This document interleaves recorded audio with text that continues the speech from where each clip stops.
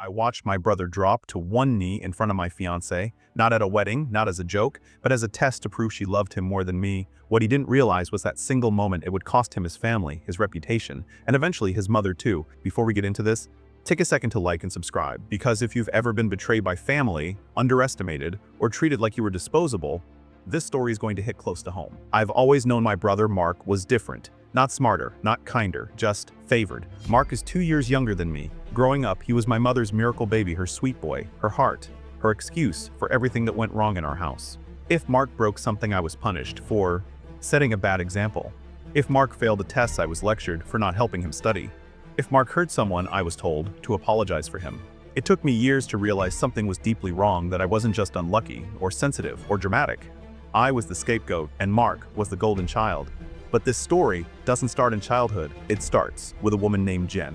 I just moved back to my home state after spending a few years away for work. New apartment, new routines, new life. One night in October, I went to a bar alone, not looking for anything serious, just noise, distraction, or something to remind me I exist. That's when I met Jen. She was sitting a few stools down, laughing with the bartender about something stupid, and I remember thinking, wow, she's different, not just beautiful, smart, grounded, present. We talked for hours about music, about work, about the weirdness of being in your late 20s, and realizing most adults are just winging it. When the bar closed, neither of us wanted to leave. We exchanged numbers, then met again and again. By December, I knew this wasn't casual. This was it. There was just one problem. Before me, Jen had dated someone else, someone I didn't know about.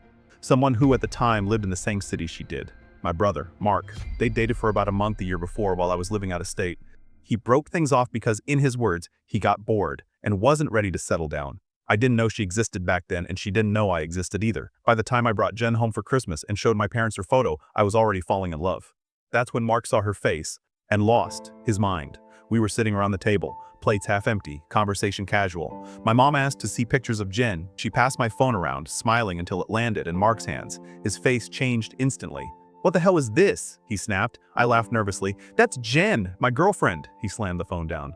"You're a disgusting piece of crap," he shouted. "You're dating my ex." The table went silent. I didn't even know what to say. Later, I asked Jen about it. She told me everything calmly, honestly. Short relationship, he ended it. No drama, no overlap. I believed her. Mark eventually stopped bringing it up, or so I thought. Fast forward a few months. It's Jen's birthday. I take her out to a fancy restaurant. Both families are there, her friends too. After dessert, I stand up. My hands are shaking. I get down on one knee. "Jen," I say, "will you marry me?" She starts crying, says yes. Everyone cheers. Everyone except Mark. He stands up and starts yelling, accusing me of stealing his life, of humiliating him, of proposing just to spite him. My sister shut him down immediately. I thought that was the end of it. I was wrong. 2 months later, Mark invites us to dinner at his apartment. Says it's a family thing. Parents, sisters, something fell off. But I went. We ate. We talked. Everything seemed normal. Then about 30 minutes and Mark stood up. "I have an announcement," he said. He talked about family, about love, about big moments. Then he dropped to one knee, pulled out a cheap ring, and asked my fiancée to marry him. Jen froze. "What are you doing?" she said. "Get up! Now!" My dad moved to grab Mark. I got there first. I punched him hard. He yelled something about proving a point, about showing me she'd choose him if she really loved him. My parents rushed me out. They promised they'd handle it. I sat in my car shaking, not from anger, from betrayal, because deep down I knew. This wasn't just Mark, this was my family, and this was only the beginning. I thought my brother humiliating me was the worst thing that could happen. I had no idea. My mother was about to choose him even after everything. The days after that dinner felt unreal, like I was watching my life happen through thick glass. Jen didn't cry, didn't panic, didn't hesitate, but I could tell she was shaken. She'd flinch when her phone buzzed. She'd stare off, mid-sentence. At night, she held my arm tighter than usual, like she was afraid something, or someone, might pull her away. I couldn't blame her. My own brother had tried to humiliate me in front of my family using the woman I loved as a prop, and my parents. They were suspiciously quiet. 2 days later, I called Mark. I asked him to come over. Said Jen would be there too, no ambushes, no surprises. To my shock, he agreed. He showed up around noon, hands in his pockets, acting like we were about to argue over borrowed tools instead of emotional wreckage. We sat in the living room, in silence, for a few minutes. I finally spoke first. "I'm sorry," I said, "for not warning you I was proposing, and for hitting you." He shrugged. "Whatever, it's fine." That alone made my stomach twist. No remorse, no acknowledgement, just whatever. I asked him to confirm what Jen had told me about their relationship. He admitted it. "I just don't like seeing a girl I dated with my older brother. As a man, you violated me." Violated him? I reminded him I didn't know they'd dated. He didn't care. Then he explained the proposal. One of his buddies, someone who'd known Jen back, then planted the idea in his head. What if she knew you two were brothers from the start? What if she's just using you to get back at Mark? So they came up with a plan. Propose to her, see if she'd dump me. That's it. That was the logic. Jen calmly dismantled every assumption, explaining she'd asked about him once, hung out at the same places because they were her spots too, and had no idea we were related until she met the family. Mark gave her a half-hearted apology, then said, "You have to see it from my point of view." That's when I knew he didn't regret it. He regretted that it didn't work. Before he left, he told me he wouldn't be attending our wedding. Good, I said. You're uninvited anyway. I thought that would be the end. I underestimated my mother. 2 months passed. Minimal contact with Mark, neutral family gatherings, uneasy peace. Then my younger sister Sophie got engaged. We were celebrating her birthday when she casually asked, "Teddy, you won't care if Mark comes to my wedding, right?" I laughed it off, but my mom didn't. She stared at me, like I'd just insulted her. Later she pulled me aside. "You're still serious about banning Mark from your wedding?" I said yes. She got irritated, accused me of being petty, insecure, unreasonable. I reminded her, Mark and I mutually agreed. She didn't care.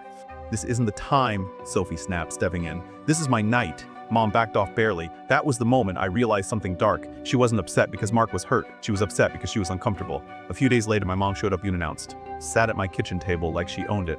Asked again why Mark wasn't invited. When I repeated myself, she sighed dramatically. "You're punishing him for a mistake," she said. "You're tearing the family apart." Then she said, the sentence that broke something in me.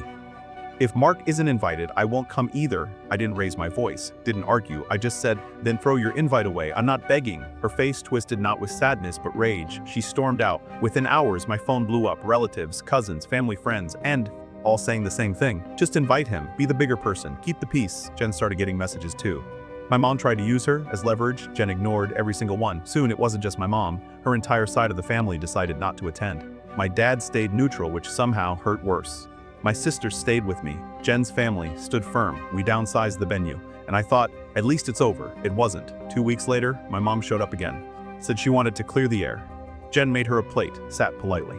I asked, "Are you still not coming to the wedding?" She said she wanted to but couldn't accept Mark being excluded over a simple mistake. "Simple," Jen finally spoke. "Why are you here then?" My mom admitted the truth. She'd assumed I'd be at work. She wanted to talk to Jen alone, convince her to change my mind. Jen told her calmly that she wouldn't have that conversation without me. That's when my mom snapped, called her controlling, said she was tearing the family apart. Jen stood up, told her to leave. My mom followed her toward the door screaming, then she grabbed Jen by the hair, pulled her to the ground, started hitting her. I don't remember thinking, I remember reacting. I dragged my mother off my fiancé and threw her outside. She pounded on the door, screamed, then left. I locked the door, held Jen, and for the first time in my life I understood something clearly. This wasn't about Mark, this wasn't about the wedding, this was about control. And it was far from over. I thought cutting my mother off would bring peace. Instead, it lit the fuse. The house felt wrong after my mother left. Too quiet, too still. Jen sat on the couch, knees pulled to her chest, staring at nothing. Her hair was tangled where my mother had grabbed it. There was a red mark blooming along her cheekbone, already darkening, already real. I knelt in front of her and touched her hand. She flinched. That hurt more than anything. "I'm okay," she whispered. "I just want this to stop." And that's when something in me finally permanently shifted.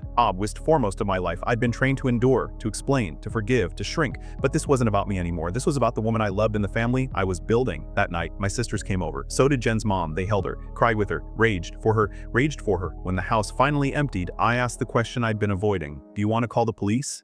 Jen shook her head immediately. "I don't want her arrested," she said. "I just want her gone." I understood the guilt, the conditioning, the fear. But I also knew something she didn't yet. My mother wouldn't stop. Not unless there were consequences. So I suggested the compromise. "At least file a report," I said. "Just documentation, in case she escalates." Jen hesitated, then nodded. The police station smelled like stale coffee and disinfectant. The officer listened carefully as Jen explained what happened. He took photos of her face, her arms. He asked if she wanted to press charges. "We'll take your preference into account, but assault is assault." My phone buzzed that night, over 100 messages. From my mother. Rage, blame, victimhood, she knew. 3 days later, she found me in my office parking lot. "I don't know how," she screamed before I even reached my car. "You're trying to ruin my life. How could you do this to your own mother?" I told her to leave. She didn't. She hit me. Not hard, not enough to leave marks, but enough to cross another line. Security dragged her away. I stood there shaking, not in fear, in clarity. That night, Jen and I sat at the kitchen table until midnight. We talked about everything, the past, the future, the patterns. She said something that stuck. He asked if my mom could be part of the conversation. I said yes. I told them everything, that the favoritism never stopped, that Mark was still the center of their universe, that reconciling had been for my sisters, not them. My mom cried, said she regretted having me. Jen exploded, told her exactly what kind of person says that to their own child. My dad tried to mediate. Family moves forward, he said. I told him the truth. The only family that matters now is the one I'm choosing.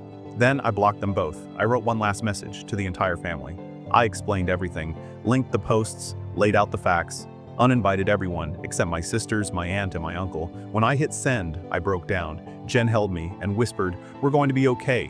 The fallout was messy. Some relatives were furious, others shocked. Shocked Mark called, asked if I was cutting him off too. I told him no, but things would never be the same. He accepted it. We planned the move, changed the venue again, and for the first time in months I slept. But the story wasn't over, because the real revenge wasn't yelling, wasn't fists, wasn't punishment. It was walking away and building a life so full that they were left outside it. I thought cutting them off was the end. I was wrong. Walking away didn't feel dramatic. There was no explosion, no grand speech, no justice montage, just silence. And for the first time in my life, peace. We moved 3 hours away, closer to Jen's brother. Farther from the noise, a new city, new routines, new air. I transferred offices. Jen negotiated remote work. We found a small place with big windows and quiet mornings. For weeks, I kept waiting for the guilt to hit. It never did. Instead, something else crept in. Relief. I wasn't bracing for phone calls anymore. I wasn't rehearsing conversations in my head. I wasn't shrinking to keep someone else comfortable. Jen noticed it before I did. "You laugh more," she said one morning, like real laughter. "They have knowledge to send to me, and they again know they get is no way to reset you. Our wife has a way of reminding you not to." We found out Jen was pregnant around the same time we finalized the move. That changed everything. So we got married 4 months later at her brother's lake house. Small, intimate, perfect. My sisters were there. My aunt and uncle too. No tension. No eggshells. No fear. Just love. When I watched Jen walk toward me, sunlight catching in her hair, one hand resting protectively over her stomach, I knew something with absolute certainty. This was the life my family tried to sabotage and failed. Our daughter was born early last month. She's perfect. Tiny fingers, soft breathing. That quiet weight on your chest that makes the world stop. Jen had complications during the pregnancy, a lot of doctor visits. Stress I wish she never had to carry, but she's okay. Strong, smiling, glowing. I've never seen her happier. And I've never felt more protective of anything in my life. A few days after the wedding, my phone buzzed. A message request from a fake Facebook account. My mother, she'd seen the photos and she lost her mind. She demanded to know why she wasn't invited, why she didn't know about the pregnancy, why she wasn't allowed to be part of her grandchild's life. She said she was entitled to us, entitled to visit, entitled to be in the delivery room. I didn't respond. I screenshot everything, saved it, blocked her. That was the moment I knew with zero doubt cutting her off wasn't revenge. It was survival. Mark called after our honeymoon, congratulated us, apologized sincerely this time. We talked. Really talked. I don't trust him fully. I never will. But here's the irony. The brother who tried to steal my fiancé, the golden child who was always protected, he's the only one who didn't demand access to my life. He wished me well and let me go. There was no courtroom victory, no screaming apology, no downfall montage. Just this, a peaceful home. A wife who feels safe, a daughter who will never be used as leverage, a life my abusers will never touch. That's the revenge. They lost control, they lost access, they lost the right to rewrite my story. And I finally learned something it took me decades to understand. You don't owe loyalty to people who hurt you, even if they're family. Sometimes revenge isn't about destroying someone else, it's about refusing to let them destroy you. I didn't win because they suffered. I won because I stopped. Stopped explaining, stopped enduring, stopped hoping they'd change, and started choosing myself. If this story resonated with you, if you've ever had to walk away from family to protect your peace, let me know in the comments. Like the video if you believe that boundaries are justice, and subscribe for more real Reddit revenge stories where the most powerful revenge is living well. Thanks for listening.